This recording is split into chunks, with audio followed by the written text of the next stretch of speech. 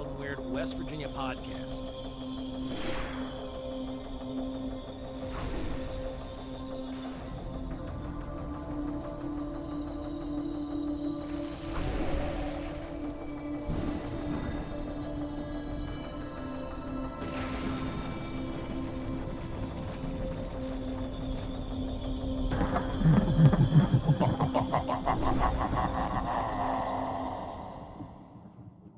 Welcome to Wild and Weird Radio, everybody. Tonight it is going to get a little spooky in the house, seeing as how it is the, spooky season and all. So we're going to be telling some of our favorite ghost stories or experiences with the strange and unexplained, and going to kind of talk about those a little bit. So hang in there.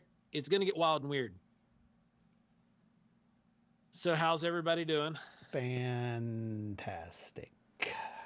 I'm lying to you. I'm not doing fantastic at all. Yeah, it's we talked about it. Jesse brought it up earlier that Jesse it's been scared a really me. weird day. Jesse scared me. Let's just say that.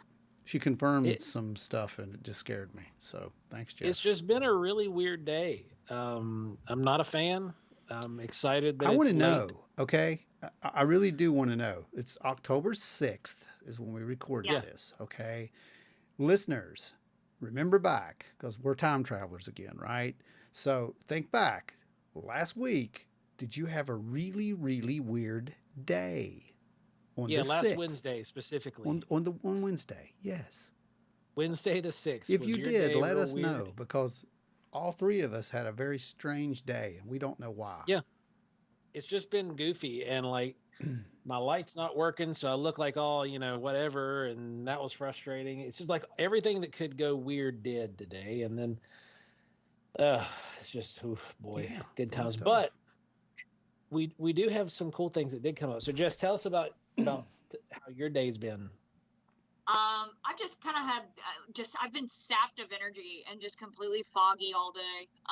So I put my makeup on and I'm just like, oh God, it's just been a day of not feeling, I don't know, just not feeling right, feeling completely off. And I don't know if it's the Mercury in retrograde, if it's the new moon, I don't know what it is, but it's kind of sapping the energy and everything out of everybody. So, but it is spooky season, so we are showing up and we are showing off, and it's going to be great. It is going to be a good show. We've got a fun one. Tonight's format's going to be a little bit different than what you guys usually get, because we are going to be telling stories back and forth, and we're going to be talking about those. And the listeners last year, you guys loved it. Now, if you see the banner behind Ron, it says the Wild and Weird Radio Spooktacular #1. That's this year. Now, that's this year.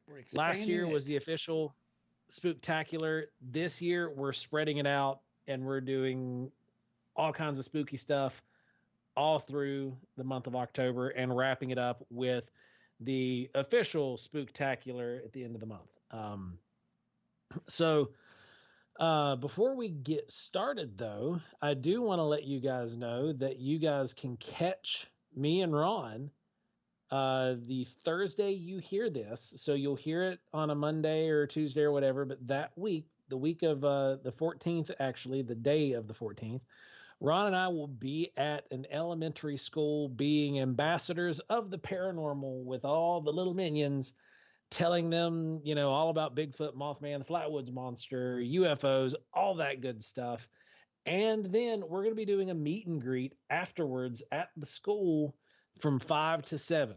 They're having a outdoor festival. There's going to be food. There's going to be other crafts and stuff set up there. And then we're also going to be there with a small layout of our booth. Not going to be our typical full spread, but we're going to have some stuff there.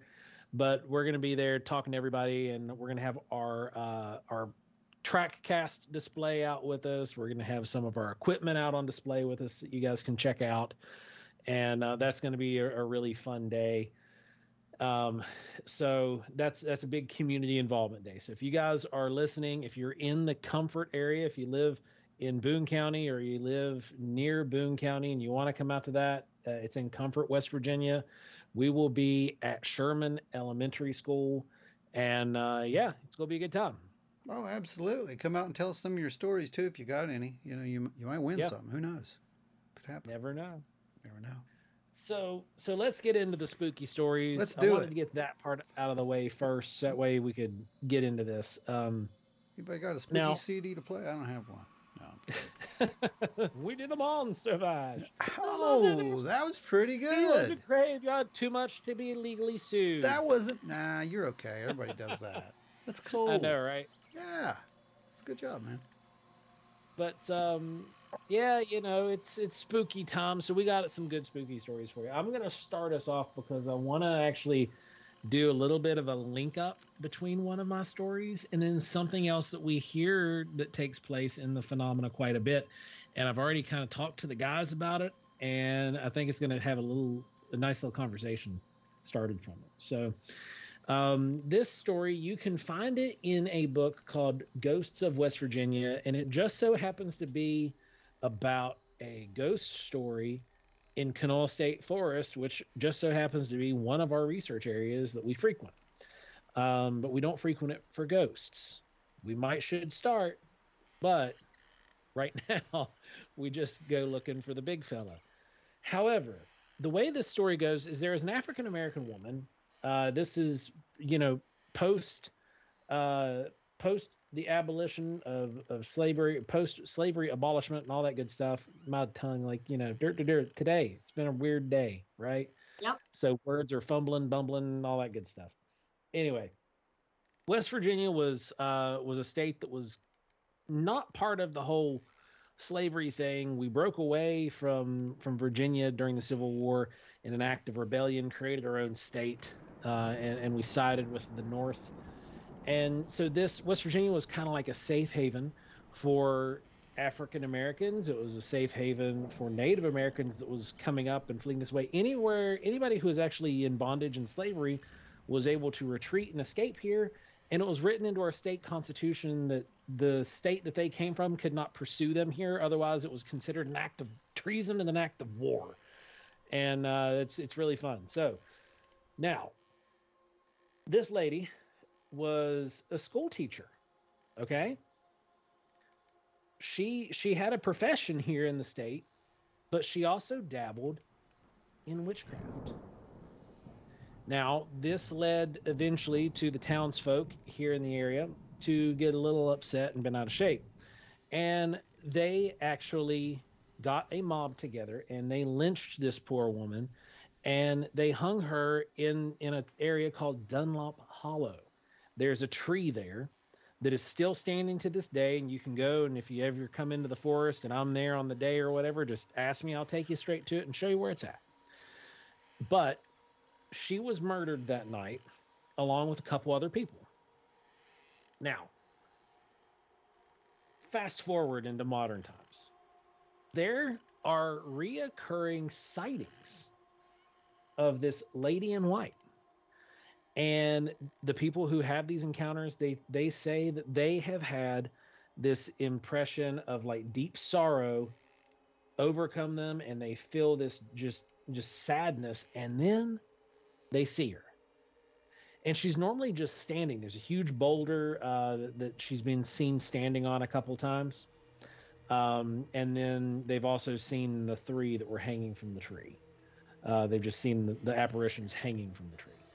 But generally, she is seen by herself, normally around the boulder or around the tree, and she's just standing there. She's not doing anything ominous. She's not doing anything that's going to really draw attention, but she has this like Force ghost, Jedi ghost kind of look to her, right? And it makes her stand out there in this dark sky park. And there's no ambient light. There's no no man-made light down here in this area of the park.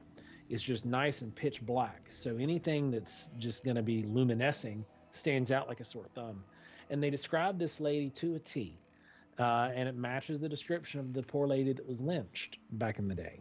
Now, that story, I've not seen the lady in white. However, I have seen floating balls of light there in Kanawha State Forest. We have had so many people actually come to our booths and speak to us about these weird experiences with balls of light or spirits in Kanawha State Forest.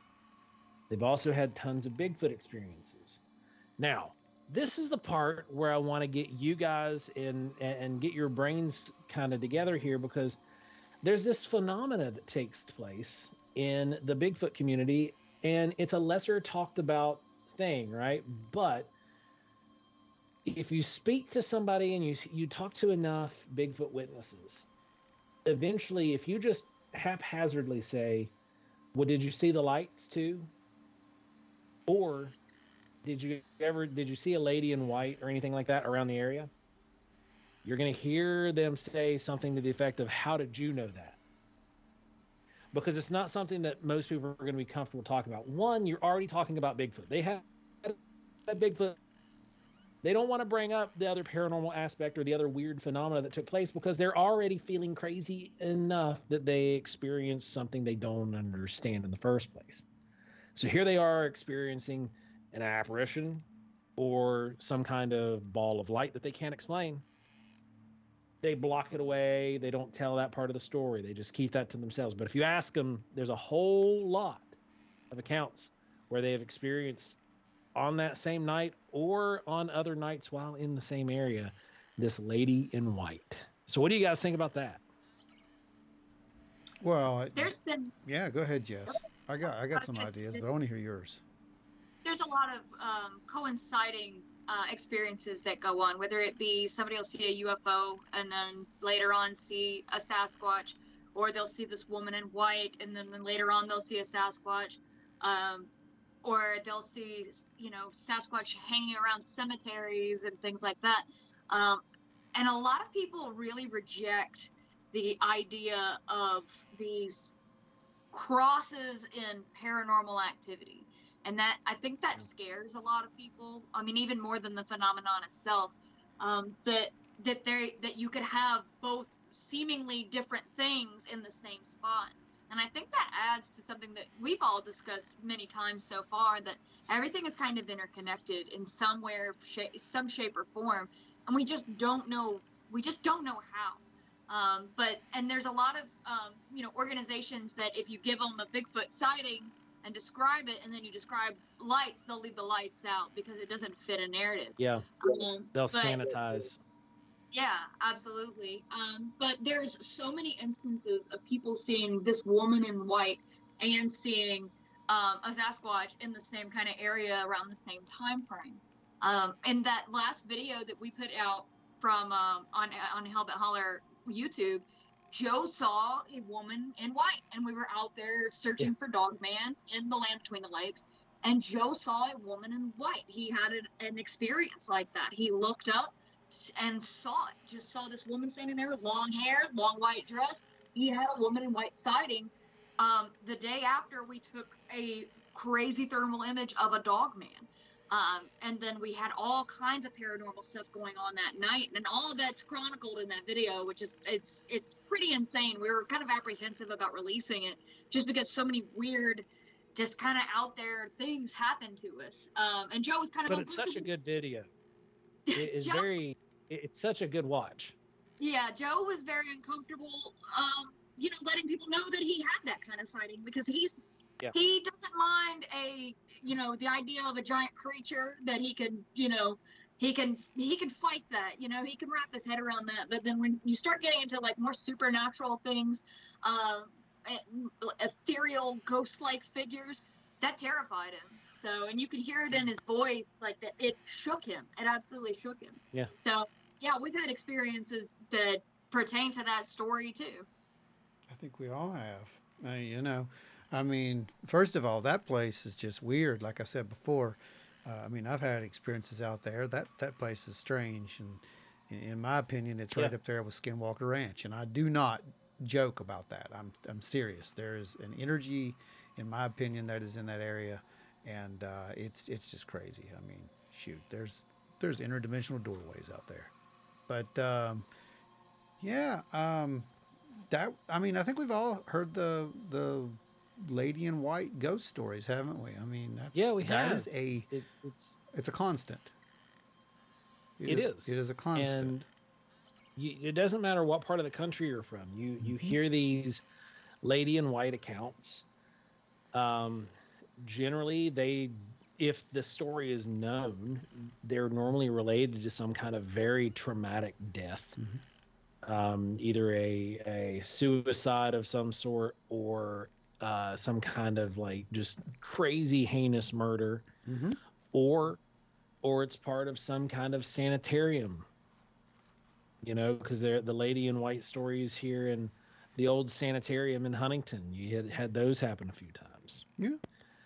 You have different people who are seeing those different things, and you can't help but draw connections to some of this stuff. Now, when it comes to the Bigfoot phenomena, when you see these people and they have these lady in white, I guess, sightings, and then it's coupled with a Bigfoot sighting, there's got to be something going on. There's got to be, whether it is directly connected or it is connected in a sense of like energy, I guess you could say, like there's ley lines. The earth has its own magnetic pulses that it makes, and there's certain areas that are hot spots and certain areas that are not. And you have these weird phenomena that take place along these areas. And maybe it just so happens to be that place is also wild as well. Like, and when I say wild, I mean like wilderness and forested. So it just becomes this natural hotspot for weird stuff, as well as this supernatural hotspot for weird stuff. Yeah, it's energy. It's a culmination point of energy, I think, is what you're trying to get at. And absolutely, I mean, we know that there are places like that, or we think there are places like that, right? And because we hear like so many of the similar stories centered around these areas. And you're right, there are a lot of people who believe that they are influenced by ley lines, or they're directly over ley lines, or where they interconnect or cross, that it's strongest. Water seems to play a big thing in it, and the park has, multiple water sources, including one that's underground. Yeah, there's a huge aquifer that's there at Canola State Forest that most people have no idea about, but there is an entire creek that disappears and goes underground. Yeah. So there's a ton of water that's pent up there, and if water is energy, or water is some kind of a power source, I could definitely see it. In other words, that place is a huge battery. It could be, yeah. I mean, we've picked up on scientific instruments. We have picked up ridiculous readings that we shouldn't have. Yeah, those shouldn't have been there. I don't understand them to this day. So, yeah. And that's just the weirdest thing about that kind of stuff, I mean, a lot of people say, you just took a bunch of equipment out and threw it in the field, and that doesn't tell you anything. Those weren't made to do that. That's not what they were invented for. It's the same tired argument that we're now hearing from the Air Force and from the government on the whole UAP thing. Well, that's not a UFO because you didn't detect it with a UFO detector. Do you have one? Oh, hang on, we'll build one and we'll sell it to you. Hold on, we got to go find that guy from Institute, West Virginia, and go get his UFO detector that he built back in the 60s. We need to get that UFO detector. That's exactly what we need. But no, we need the UFO detector. We need that for our archives.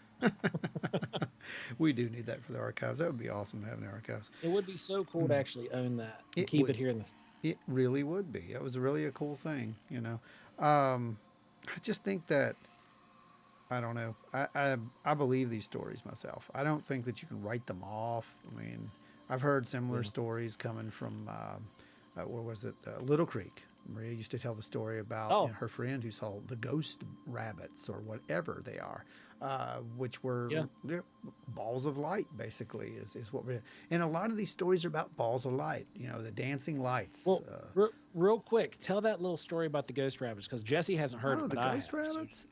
So tell that real quick. It's just basically, back when they were younger, they said that as you were leaving the park, that there would be these white orbs or balls of light or what have you that I guess went out before the cars, and they would show up from time to time. Called them ghost rabbits. I don't know why, but what's really funny about it is I can honestly back then, I kind of was like, oh, that's interesting, But now it's like ghost lights. I mean, there are Yeah. more ghost light sightings than there are almost anything else. Like, Yeah. it's so prevalent that I guarantee you, somebody who's listening to this right now has seen a ghost light. And whether they want to admit it or not, they have no idea what it is, but they did see it. So that's the crazy thing about ghost lights. I think they're that prominent. I think they're really that, they're there.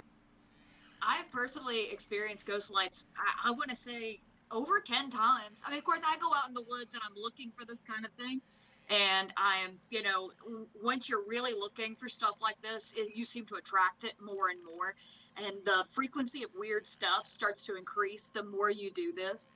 The area that is our current main research area is, Joe actually looked it up. This Joe looked it up, and you said that there was a ley line that was coming straight through it. It's a dark area, and it's just kind of like a nexus of weird in a way. And we've been experiencing just increasingly strange activity out there, and it seems to run the gamut from occult activity to Sasquatch type activity to ghost lights, disembodied voices, disembodied screams, all kinds of stuff.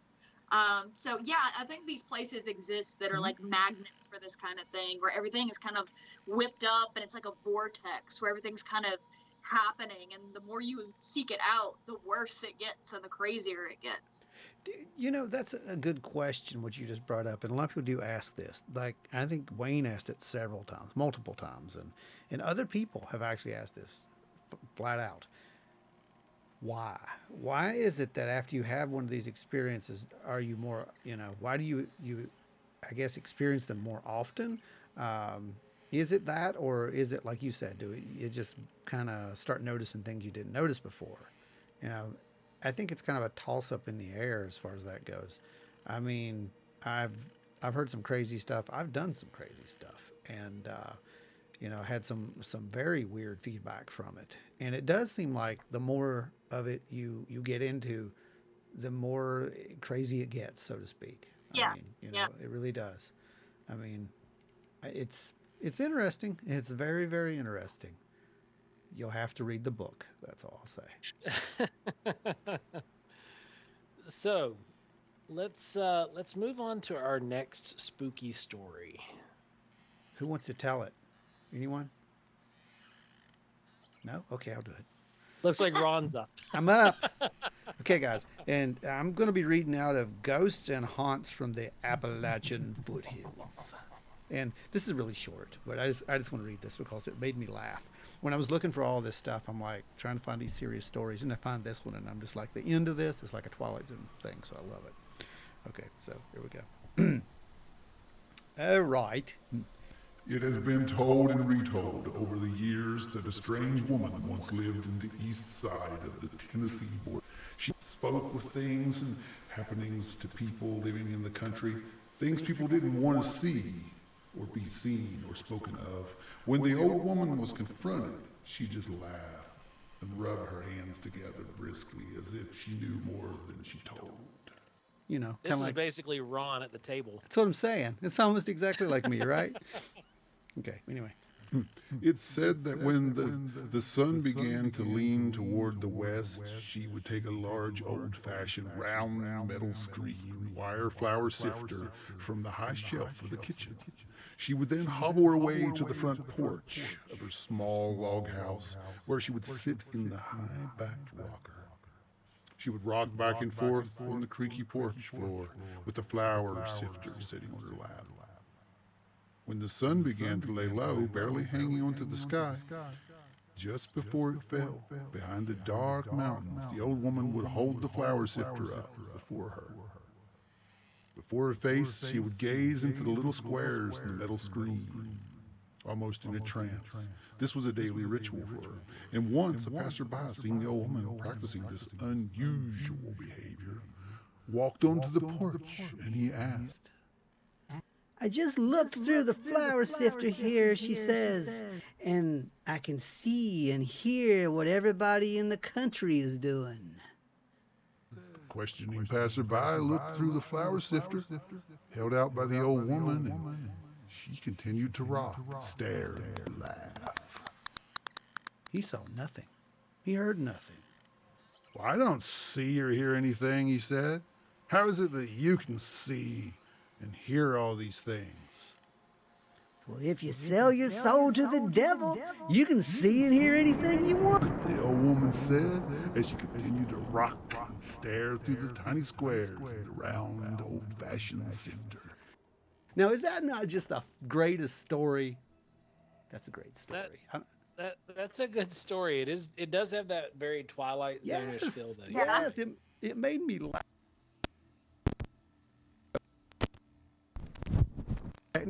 Difficulties. There we go. Anyway, I fixed it. I beat the crap out of it. Yeah. So anyway, it just made me laugh because I'm like, this is it's one of those short story little things, you know, that they put in these books. But it was just like, this is the funniest thing because I can just picture this. I don't know about you, but I can totally just picture that. You know, that's a good way to get somebody off your step really quick, is what I'm saying. Oh yeah. It's none of your business. Now it won't work. Here, look through the flour sifter. Okay, kids. So basically, what we're saying is, if you have any issues with nosy neighbors, just grab a flour sifter, sit on your front porch, laugh Can't be any maniacally. flour sifter though. You need to go to your local flea market, get one that's got some rust on it. You know, yes. Some carrot makes that. Yeah, that. When you crank it, that kind. It doesn't work quite right. Absolutely. You know, I think I have one of those around here somewhere. Just hold it up, to the sun, and just kind of hit that button, and I do, and it'll just kind of, make that noise like you said, and they'll leave you alone. There's got to be easier ways. I don't. Probably, but I don't know if it'd be funnier than that though. Now, so one of the things that this story does bring up is some of the old timers. You've always heard some of these stories, or at least we did here. I mean, I'm sure you especially had heard some, being the amount of time you spent down in New Orleans. That's Nolans, boy. Nolans. Yeah, Nolans. It's not New Orleans. Yeah. If you live there, you do not call it Nolans. No. No, you don't. What do you call it? I learned that when I lived in Pensacola.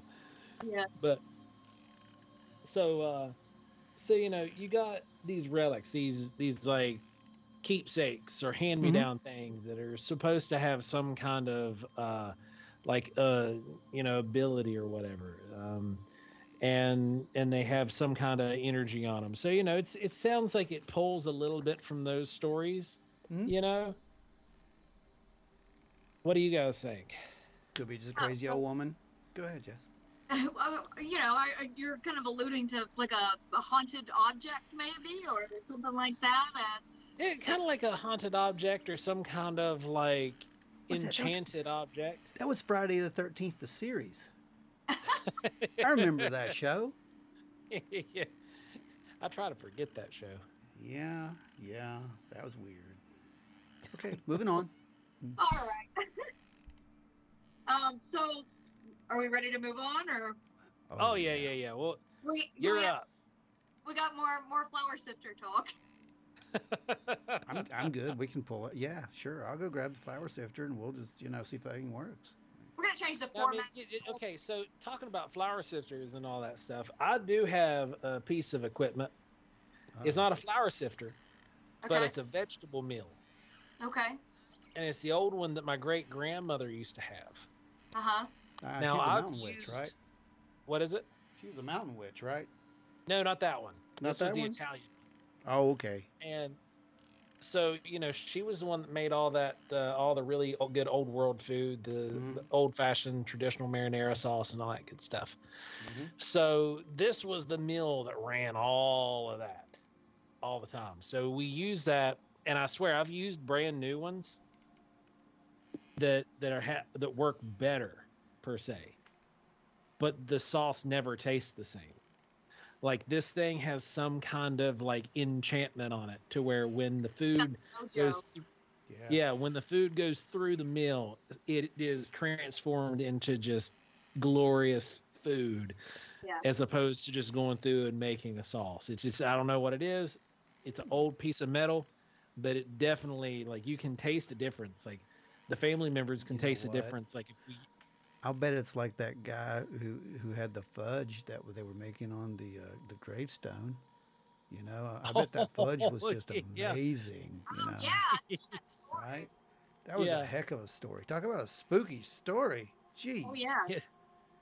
And like, what a great story. All of a sudden you flip over your fudge stone, your cold marble stone, and you're like, oh crap, this is a headstone. Yeah, I mean, come on. Someone knew that was it. Someone had to know at some point. Right. But yeah, I mean, haunted fudge. That's something. Yeah. It's terrifyingly good. Right. I'll see you guys later. Thank you. She'll be here all week, everyone. Spectacular. So I kind of wanted to talk about a Cherokee legend that is one of my favorite legends around here. And where this originates from is very, very, very close to us and where I actually grew up. And it's the legend of Spearfinger.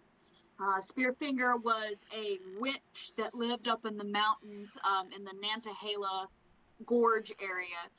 And she had stony skin, and on her right hand had one long finger that was like a knife. And she would hide it in her cloak and everything like that.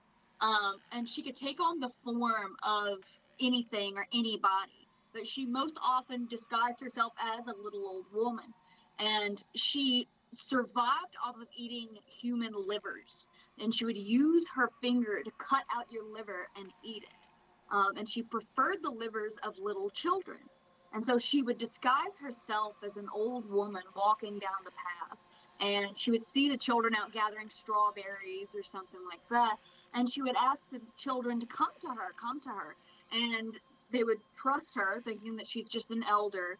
And one would go to her and she'd say, well, let grandmother plait your hair. Let me dress your hair.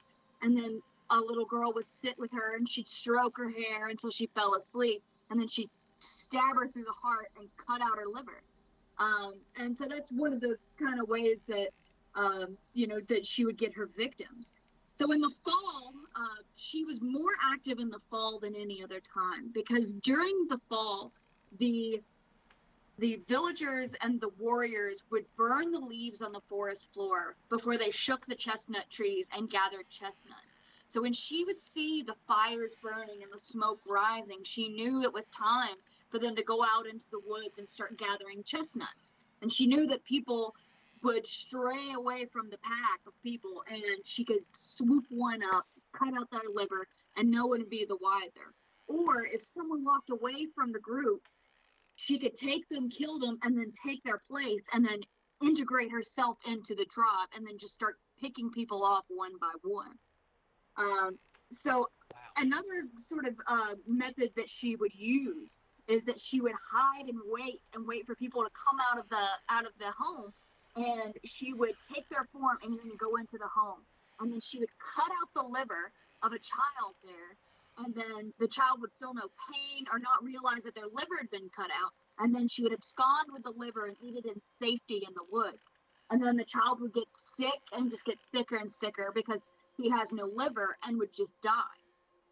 The legend of how they supposedly killed Spearfinger, because her skin and everything was stony, so no axe, no arrow, nothing could penetrate her stony skin. The chickadee, which is known as the truth teller amongst the Cherokee, told them that you must hit the witch in her heart. And with a lot of Cherokee legends, those monsters, they hid their hearts in certain places, in strange places. That way you couldn't kill the beast. So the chickadee landed. Let's go back. The warriors of the tribe decided it was time to take out Spearfinger. It was time to kill the witch because she has picked off too many children and taken out too many of the tribal members. So they devised a plan where they would dig a pit, and then Spearfinger would drop into the pit, and they would hit her with all of the arrows that they could and kill her. Well, the chickadee said that the chickadee knew where the heart was. So the Spearfinger comes down the way, and they all hide and wait. but Spearfinger was disguised as an old woman. And they were doubting themselves, saying, oh, this can't be Spearfinger. This is just an old woman. This is just an old woman. But then they thought an old woman of the tribe would know that we were out here digging the pit, so she would not fall into it. She would know that it's been dug out here. And Spearfinger shuffled down the path and landed into the pit. And the Braves gathered round and they shot arrows down, and they still couldn't kill Spearfinger. And she laughed at them and said that she would get them, that nothing would kill her. There is no killing Spearfinger. Spearfinger is eternal, and Spearfinger will never die. And so they constantly keep shooting these arrows, and the chickadee comes in, and the chickadee flies around and lands on the finger and lets out a cry. And then the Braves start shooting the arrows at the hand. The witch kept her heart in her hand where her spear was. She kept it close by and kept it protected, but her heart was in her hand. And when they hit it, blood shot everywhere, and the witch crumpled over and died. And they buried her there at the bottom of the pit in the Nantahala Gorge. They filled it in, covered it with rocks, and forgot where it was completely. Now, there's one legend that says that Spearfinger was defeated, but there's a lot of other stories about years and years went on that this continued to happen, that Spearfinger wasn't dead, that she was simply playing dead and pretending to be vanquished by these people just so she could go deeper into the woods and still continue to take out the children of the tribe. That is Dark. wild. Yeah. Dark. And That is dark. a great story. I like it. Yeah, that is some serious, wow. And a lot can be said about these old stories, and I've heard that. I think I've heard part of that story before. Yeah, we've heard parts of Spearfinger before. Not the whole thing, but that was, wow, that's crazy. And I love how they always, almost always these enemies in these stories, they always find a way to come back. I think that's kind of a thing that we see even today in our mythologies, which is in comic books, you Yeah, kill it's the them and same then they thing. come back. And Yeah. soap operas, you just can't kill that guy. Yep. Yeah, But that's wow, really cool. How about that? That's pretty dark. That is Yeah. a wild story. Yeah, that's Yeah. kind of got the Vlad the Impaler feel to it, doesn't it? Or Yeah. something like that. It's kind of like. And the legend says that she would walk around the forest disguised as this old woman that was just a kindly old woman, and that she would sing a low song, hum a slow song that sounded beautiful and sounded very peaceful, but she would just repeat, liver I eat, eat your liver, and then children's liver. And that's all the words were to this song, but it sounded so beautiful and soothing that she would just repeat, liver, the liver, I eat the liver. Maybe she was the Wow. inspiration for the Meow Mix theme.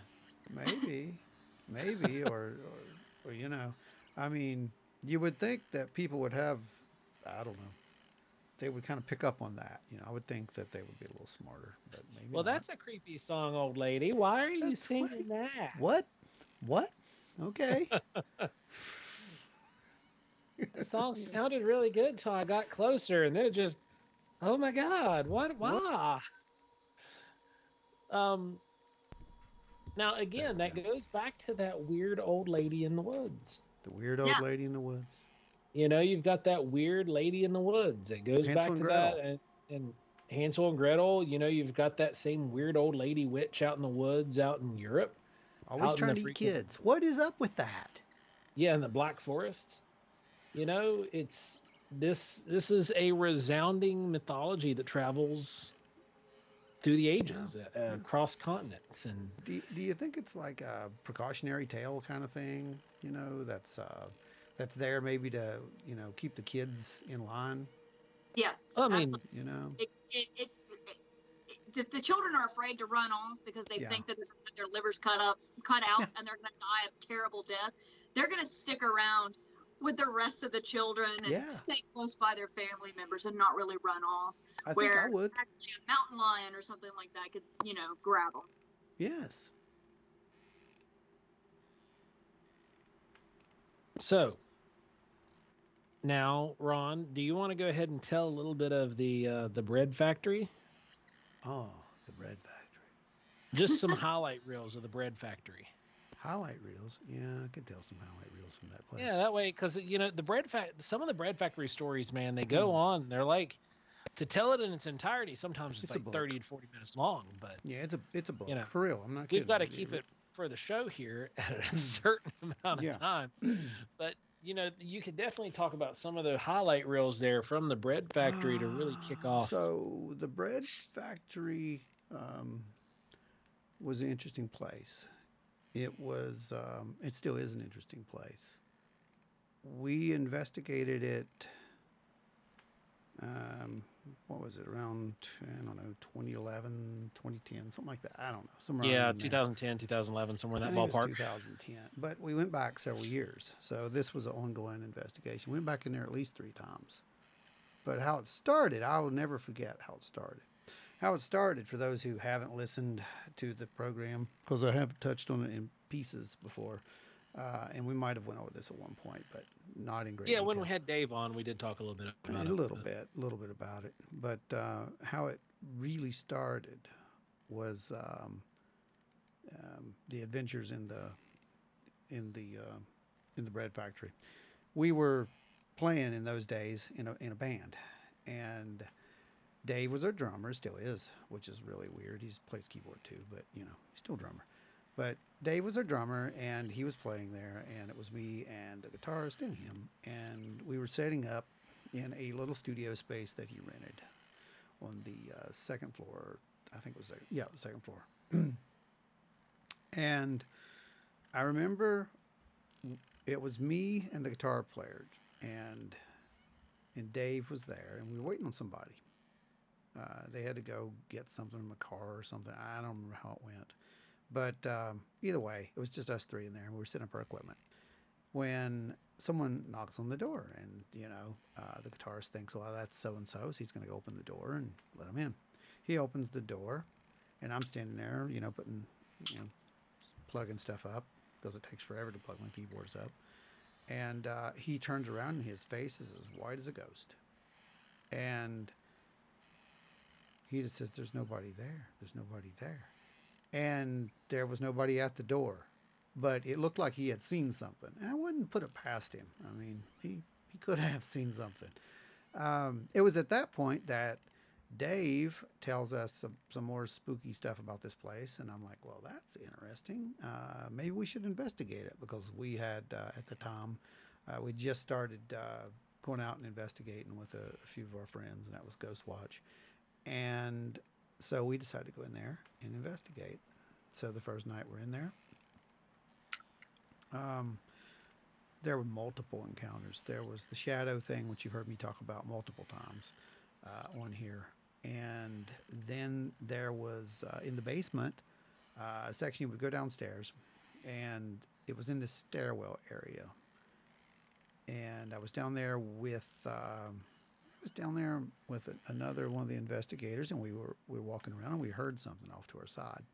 Now, we did have a lot of equipment in there. We had cameras, mobile cameras, and IR cameras that were trailed through the building. We had audio, every kind of audio you can imagine that we could throw at this place. We had I think we had the RT-EVP at the time. It was running. So we were trying to get as much info as we could. But there were some places in there where you just felt kind of off. I think that would be the word I'd put it. And at the bottom of that stairwell was one of those places that you would feel kind of off. We recorded multiple EVPs down there near the bottom of that stairwell. And I think the weirdest thing that happened in the place, though, was probably on the second floor area. It was said that there was a man who was killed there at one time during the whole bread making thing. And apparently a machine killed him. Imagine that. Probably the future. But you caught that, did you? We've maybe talked about that back and forth. But now, to be fair, a lot of the machinery back then was very dangerous. Well, OSHA didn't exist. There was no OSHA. You didn't have any kind of safety protocols. You're just like, in here with heavy equipment and heavy machinery that's operating at, you know, enough speed. Like it looks like, for example, I've worked a lot with heavy equipment, and you see a lot of these machines that look like they're moving slow, right? They're moving 6 to 8, maybe 12 miles an hour in that ballpark, but they're moving with like the weight of 3 or 4 tons. Yeah. And that just compounds the power there. So you get hit by something like that, even if it's moving slowly, it does a tremendous amount of damage. It did. Apparently, it killed him. But what was the weird part was about I didn't know anything about this story until later. I kind of knew about it because we did a little background check and whatnot, but I didn't know where it happened. And we were up on the second floor, and I was up there with the camera guy at the time because we used to film these. And I turned around to say something to him, and it was dark, and there was only ambient lighting off to the side. There was like these little rooms that had a couple little bulbs here and there. So you had that, and you had some exit signs which were lighting the place up. Really big room.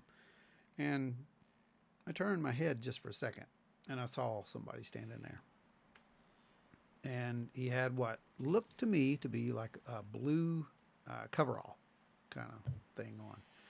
And he was just there for a split second and then gone. And I told Dave about it, and he was like, "Oh yeah." And he tells me, that's what they wore allegedly. That's what they wore. So they did a little research on it and found out that it was an overall kind of a coverall type deal, and that was the area where those machines were. So it's a very good chance that is where the man was killed. Who knows? I don't know, but I will say that on the second trip to the factory, it was the second or third trip, I was conducting a real-time, it was the second, real-time EVP session, and 2 of us heard at the exact same time, audio, clear as day, of someone kind of whispering or something as we walked in that very same area. So this was years after, or a year at least after that. So I don't know. There's some weird stuff that goes on down there, and it's probably one of the spookiest places I've ever been. And I've been to some spooky places. I mean, Now, one of the things with spooky places, the bread factory kind of stands alone. It's got some weird stuff going on there. Ron and his old research team had collected a ton of data out of that area. But some of these old buildings, like some of the ones I've been in myself down in Savannah, they're just older than dirt. Mm-hmm. They're claimed to be haunted, and you'll hear stories of people saying, "Well, oh, you can hear, stuff rattling and doors slamming and chairs and stuff sliding across the floor." But it really all boils down to, plumbing or weird electrical phenomena, because the electric hasn't been checked or updated since, the 1960s. Mm-hmm. Yeah, that's doable. I mean, that is. I can't remember it was somewhere in South Carolina we were at, and we did a ghost tour. And this is a really neat. I can't remember where it was. I mean, at all for some reason. I have to look it up. This just came to me while you were saying that, and I remember we did a tour, and one of the stories they told us was of this pirate ghost, Scooby Doo, but he this sounds like Charleston, South Carolina. Yeah, it may be Charleston, South Carolina. The pirate. They found a lot of pirates in Charleston. Well, what was weird about this one was in the area where we were at. The legend is, she tells us, that people have reported hearing, the peg leg, walking on the, you've heard these stories before, right? And on the floor above and all this stuff. Well, after the tour's over, they let us walk around. You can do whatever you want. And I had equipment and whatnot myself. And well, we made a nice investigation out of that. I mean, we were there for like hours, just me and Maria walking around doing that. And what was really weird was we stopped in the area right near. I was actually right underneath where she said you could hear this, right? And I swear to you, to this day, I heard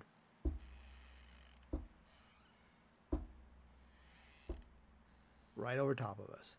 And I swear it sounded exactly like what you would think it was. I mean, I didn't overreact. I was just like, you heard that, right? Yeah. Okay. Okay. Well, I think we're done here. You know, I mean, that was pretty much it.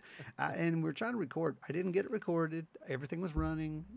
No sound, no audio. But it was plain as day to us. Now, that kind of, that always bothers me because it's like when you have these sounds, you're like, are they real or is it, in my head? Is this a psychic impression? Is it real, audio waves? And in some cases it is, absolutely. But in other cases it's not, In other cases it's a psychic sensation. It's almost like you're perceiving a sound. So I just thought that was interesting. When you brought that up, that just brought that into my head. And I was like, I remember that pretty well. So, but, there's all kinds of weird little ghost stories around here, though. And I used to say that a lot, And one thing about that place down there, one thing about this whole area, Charleston in general, I'll say this, is it's old. We've talked about this before. These are some of the oldest areas pretty much in the United States, right? Yeah. I mean, so there's a lot of ancient stuff here, and there's a lot of the area here, particularly where Ron and I live. The listeners have heard us talk about this before, but a lot of our area was inhabited by the Adena people, which were the earliest Native American tribes that were inhabiting this area. That we know of. Yeah. That we know of. Yeah, exactly. That we know of. I mean, and, so these are ancient lands is what we're getting at. So, and we already know that a lot of this stuff is, it's tied to the land, isn't it? I mean, so again, we come back to the whole thing where you started this with the ghost lights and the energy points and all that. It kind of seems like that's kind of what we're dealing with in a lot of these things. It's like stories. Yeah. Have you guys, during the course of your investigations and your years doing this, and experiencing these things, have either of you or both of you, have you either experienced attachments where you go and you experience some things, or you go into the woods and you experience, whether it be Sasquatch type activity or paranormal activity or ghostly activity or anything like that? Do you notice that anything follows you home? Does anything attach itself to you, and do you have a weird couple of days after and you have to kind of tell it to let you go and tell it to back off? Dave had a very bad experience with that. Yeah. Dave had, I think, one of the worst. Yeah. Now I've had some experiences with it, but Ron, tell some of that real quick. I mean, I've never really had that much though. I've had some strange experiences, but not to do with ghosts. I don't know what it was, but not really. I mean, it's kind of there and it's gone, but I haven't had any kind of attachments, anything like that. I've heard of these, what do they call them? The hangover thing, the psychic hangovers or the paranormal hangover. I tell you, being someone who has played in a band since I was 16 years old, playing to 4 o'clock in the morning is the same thing pretty much as going out there and looking for ghosts all night. You get really tired. Your body gets really tired. You think you're not doing work? Oh, you're doing work. That's what people don't understand. You're up past a certain time. Your body doesn't care. If you're running a marathon or if you're walking through a hallway with a trifield meter, it doesn't matter. It's still work, and you need to be sleeping, and it knows this. Guess what? You're going to have a hangover the next day. I mean, you're going to be sapped of all your energy. I don't necessarily believe that is anything that's doing that. Could it be? Heck yeah, it could be. I've been in some places where I wouldn't at all surprise me. But has it happened? No, not to me personally. Many, many moons ago, we would have some of these weird, I guess you would say, encounters. And this was back whenever I was still an active minister. We would have some of these weird phenomena that would take place, strange stuff that would occur, and some of the people that was with me would have these attachments. Now, I never had any kind of weird attachments that came home with me, mainly because anytime I went and did anything like that, I made a good checkup of myself when I left to essentially purge everything around and cleanse and clean everything. And but I had people who were with me would have some things that would seem to have come home with them. Now, speed that up to today. I don't know. We have so much weird crap that happens in this house now. Like, I'm not sure anything could come home with me because it would just get run off by whatever's already here. Because it's really weird. It amps up in the fall, right around the middle of September, and it goes into normally around January-ish. There's so much weird stuff that happens in the house that Kelly and I own. It's to the point now where, like, it doesn't even faze me. Kelly is still, she'll hear something. She'll be like, "Did you hear that?" And I'm like, "Yeah, I heard it." And she's like, "Okay, I'm not crazy." "Well, what is it?" And I'm like, "I don't know. I don't even try to figure it out anymore because there's just stuff will fall, will fly off the walls, stuff that's like, you know what monkey hooks are? So I'll describe what a monkey hook is. A monkey hook is this hanging device. It's something that you can use to hang stuff up to like 35, 40 pounds on a wall. A lot of people use them for their taxidermy mounts. And what it is a hook that drives into the wall. And then on the interior of the wall, it comes back out and pegs on. So it's like it makes a fulcrum is what it makes. Yeah. Okay. Yeah.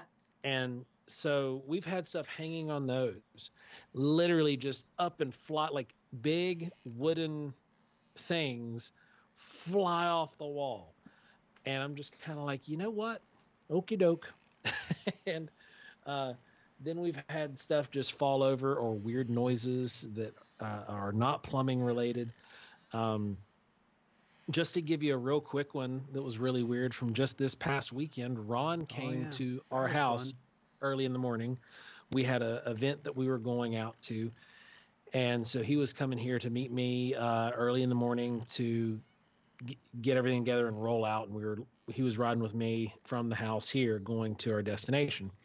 And literally, as it's just so weird. So I'm down there, I'm in our basement getting some stuff together, and I can hear Ron and his wife talking. I then hear something like a chair or something scoot across the floor. And I'm like, did they come in the house? I mean, it's not beyond them because they've both come in the house before early in the morning when I've been in the basement. But like normally Ron will send me a text message saying, "Hey, dork, we're here," something to that effect. And then like they'll come in the house and be up here in the living room when I get up here. That's perfectly normal. So it wasn't anything but like, "Oh, I didn't get a text message. I wonder I'm gonna go see if it's them."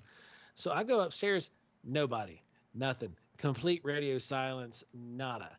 And I'm like, oh, that's weird. So I walk over to the door and I open up the front door and here they come driving down the mountain.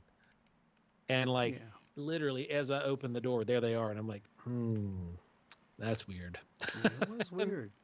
It was. That could have been a psychic phenomenon on your part, though. It could have been. It really could have been. Yeah, and it's pretty weird.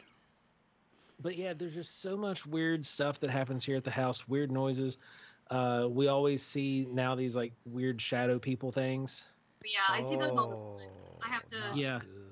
I see them all the. I'm home alone, like a lot of like Joe works a lot, and so like when I'm home alone, I literally I'm in my house, and I have like lots of guns and stuff. I have guns everywhere because I'm telling you, I'll be in the bathroom and I'll hear a noise and I'll come out and I'll see like a shadow and I have to like go through my house. I do that all the time. I have to like sweep the house constantly. But yeah, when I start to see stuff like that though, I do a cleansing ritual on my house. And that's just, it kind of builds up after doing a lot of investigations and going and experiencing really crazy stuff and experiencing really powerful like psychic activity and stuff like that. I'll come home and I don't let it go before I come here, and I just bring it back with me. So every month or so I do like a full cleansing ritual on the house, and that helps clear out that energy and clear out whatever residuals are there. Yeah, see, like that's the funny thing with here is like I've done that. I've anointed the doors. I've done cleansing stuff. I've all that. And it's just kind of like, oh, hi, Fred.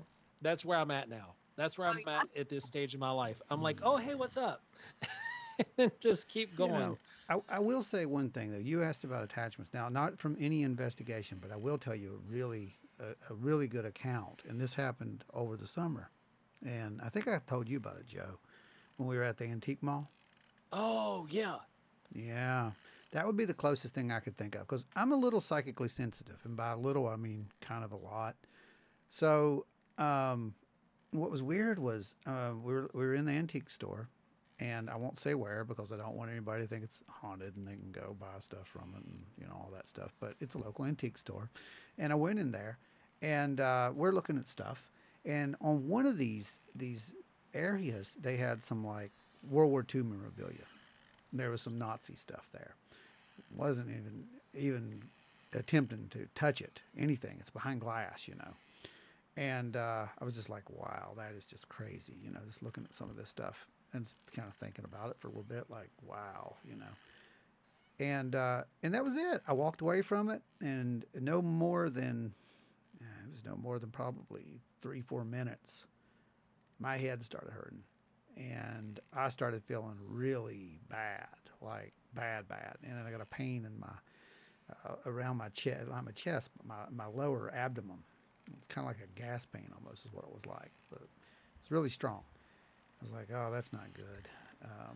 And I figured, oh, that's just, every now and then I'll get a little gas attack. It's no big deal, So I tell Maria, I was like, yeah, I'm not feeling too good.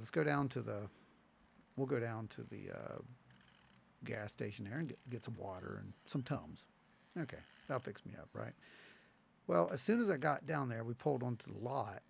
We just kind of started thinking and talking, and it's like, that didn't happen until I was over near that case with all that Nazi stuff. She's like, yep.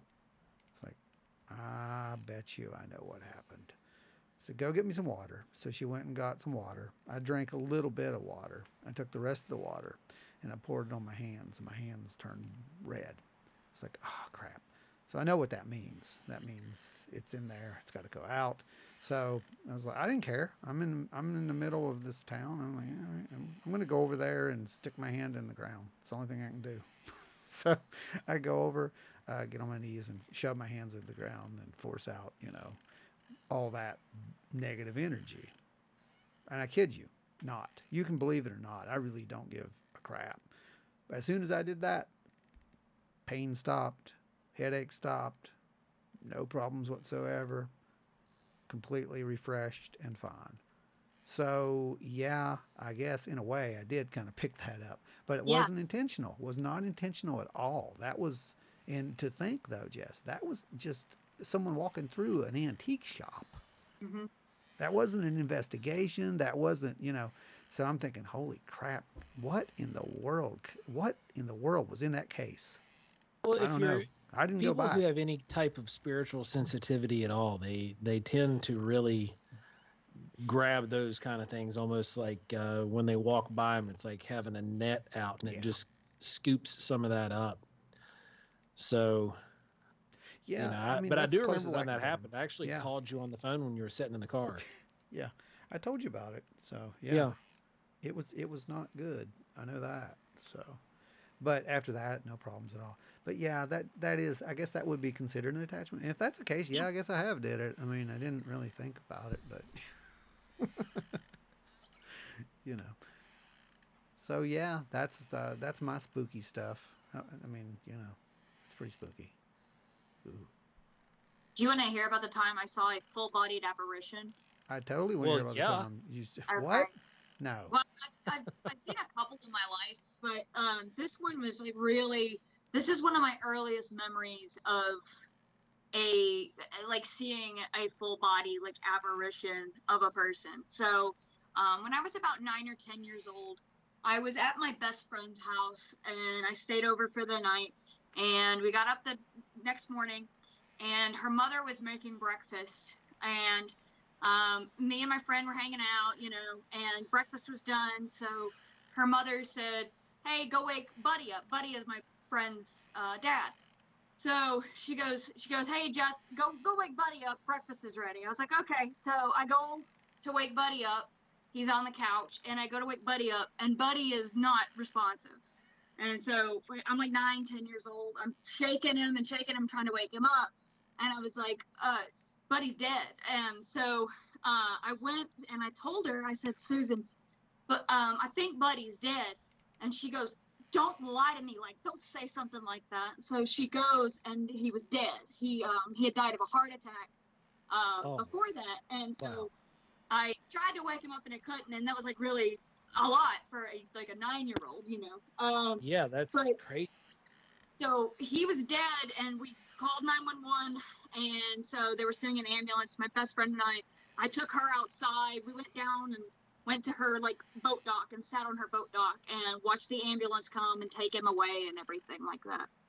Fast forward a little while later, it's like a week or two later, and we go to the funeral and everything with them. And we get back to the house. I go back to my friend's house with them and everything.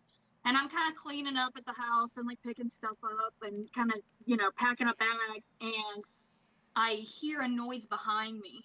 And I turn, and standing in the doorway to the hallway was her dad. And he was wearing a white button-up shirt. It was like unbuttoned a little bit here. He had his glasses on. He was wearing black slacks. I mean, and just leaned in the hallway and just looking at me, just staring at me. And he had to be within 10 feet of me. And it was just it was him. He was just standing there. And it was just a complete shock, you know? I mean, I was just shocked, but I was just standing there looking at him. Like I had just looked at him, you know, I had seen him, you know, weeks prior to that, alive, standing there. And it was like he wasn't transparent. He was just like a full human, normal person just standing there, just looking at me, looking in the doorway. And I froze, stared for a second. And then I don't know why, I just turned around and went back to like putting stuff in my bag. And then I stopped and kind of looked back, and he was gone. So, so that's one of my earliest memories of actually seeing an apparition. And that was like the clearest apparition. I'll never forget that for the rest of my life. And it was kind of weird.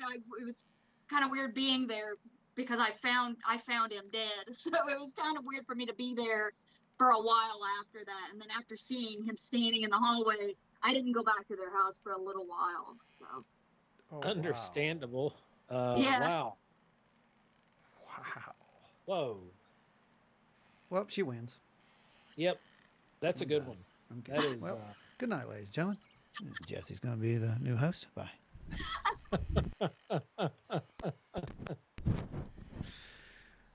Oh man, that is a heck of a start to the spooky season, guys. Yeah, it is. Wow, the Spooktacular is off and rolling. So next week, you guys, we have a awesome show on vampires, and we have our good friend and occasional, you know, honorary host, Gene St. Jean. He's going to be on here talking about vampires with you guys. It's going to be a great show. We're going to have a blast. We're going to pick his brain. He is, if you know any of his work, you know that he absolutely is ate up with vampires, werewolves, that whole kind of thing. Oh, yeah. So that's going to be a good one. Again, do not forget, if you are in the area and you listen to this show and you're near Boone County, come out to the meet and greet from 5 to 7 at Sherman Elementary. It's going to be a good time. There's going to be food, crafts, us. What more can you want? Food. Thought you were going to say something, Ron. You leaned into the microphone, and I was kind of like, food. You got me at food. You had me at food. Yeah, there's going to be food. So, I don't know. I'll be there. So, also, don't forget, guys, we are now 1 month away from Wild and Weird Con. 1 month from today, we will be in Chief Logan State Park for Wild and Weird Con. All of us that you see on your camera right now will be there in person. It is going to be a great time. We have so much planned for you guys. We've got an amazing vendor hall that's going to be set up with just some fantastic people. We have guests and authors. We've got it all. We spared no expense. We probably spent way too much. There may be aliens. I think they're coming too. Right? I think. And so definitely come out, hang out with us at Wild and Weird Con. It's $10 at the door. Kids 12 and under are free. So it's going to be a good time. That $10 gets you into the vendor hall. It gets you into all of the speakers, all of the workshops all day long. So it is going to be just awesome. You guys are going to have a blast. We can't wait to see everybody there. We know we've got a ton of people who have RSVP'd. We absolutely can't wait to see you guys and give high fives and fist bumps and, hugs and all that good stuff. We're excited. Insert the old Cheers theme song right here. It'll be appropriate. Pretty much. Yeah. Pretty much. Play it. And where everybody. Yeah, that's it. That's one. Okay, that's enough. Because that one you can't. So anyway. Not associated with this crew. I don't know who you are. You guys definitely want to come hang out with that. Now we've also got the workshops that we're planning. We're going to announce dates for those very soon. Those are going to be taking place in the spring and either the summer or fall. And those are going to be the Bigfoot workshops. We also have some paranormal ghost workshops that we're going to be announcing as well. Those are coming up. We're going to cover all bases. So 2022 is going to be off the charts. It's going to be wild and weird, that's for sure. It's going to be certainly going to be wild and weird. We are going everything that 2020 was supposed to be. We are going to make 2020 10 times better. Okay, so well, let's see if you've got any kind of experience or encounter, in case you might have seen some kind of apparition or lady in white, or some kind of spooks, phantasms, anything that goes bump in the night. you can give us a call at wildandweirdwv@gmail.com, or you can find anything that you want to get a hold of us through any of our channels, any of our contacts, any of that stuff at wildandweirdwv.com. You can just go over to hit the contact list. It's also going to open up the report sighting. So if you've had a sighting, you can make a report there, or you can just shoot it to the email. If you want to come on the show and join us and be a part here one day and want to tell your story, just get a hold of us at wildandweirdwv@gmail.com. If you want to support the show, keep this thing rolling for eons and eons to come till we have like Spooktacular number 5,942. All you got to do is head over to the Wild and Weird shop. Click that tab. It's going to drop it down. It's going to show you all of our Wild and Weird merch from all the different portals that we have there that you can get stuff sent directly to your door, and we greatly appreciate it. Portals? Yeah, man, portals. We just take it and we chuck it into one of those little holes, and there it goes. It shows up at your doorstep. It's like magic. I was going to use this thing, but it doesn't have any batteries. Oh, bummer. Maybe we'll get it to work next time. Yeah. So, until next time, everybody, stay wild and weird.